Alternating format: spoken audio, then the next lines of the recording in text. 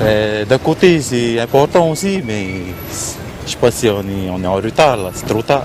Depuis la mort de Pomare V et le fameux traité du 29 juin 1880, date officielle de la cession de Tahiti et ses dépendances à la France, plus aucun monarque n'avait régné en Polynésie. Mais aucun texte ne stipule que les terres ont été cédées à la République française. Ni la reine Pomare, ni le roi Pomare IV, ni le roi Pomare V n'a donné cession de la terre à la France, jamais. Et c'est ça qui, aujourd'hui, donc, que Joinville veut essayer d'expliquer à la population, de dire que la terre appartient toujours, sur le plan coutumier, aux Polynésiens de souche. Restaurer la royauté afin de régler les problèmes fonciers, l'idée peut faire sourire. Est-ce une volonté de calquer notre système politique sur d'autres pays du Pacifique Sud ou même de revenir en arrière socialement et statutairement?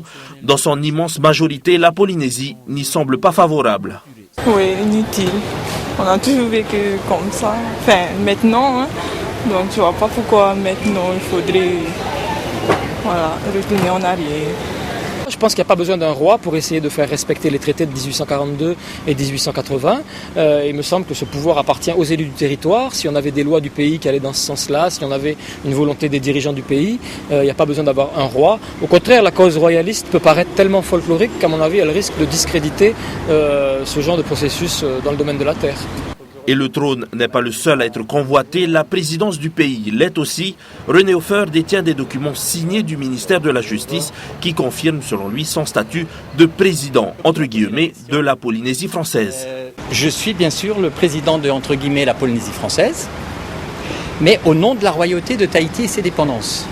Ça veut dire quoi? Ça veut dire que Tahiti est toujours un royaume. Parce que, par exemple, on ne pouvait pas intégrer un royaume dans une république. En 1880, la République française était donc déjà une république, ne pouvait donc pas intégrer un royaume. Folklorique ou pas, le débat est relancé. Quelle place doivent avoir les droits coutumiers? Est-ce un moyen de parvenir à l'autodétermination? Quel est le roi légitime? Quels seront les rapports avec le pays et avec l'État? Des questions qui restent en suspens, avec une certitude toutefois, les monarques, quels qu'ils soient, devront faire avec le Dieu des chrétiens. Non, on est roi, prêtre et prophète, n'est-ce pas? On a autant de droits que lui alors? C'est pas nous qui l'avons dit, c'est la Bible, c'est écrit dans la Bible.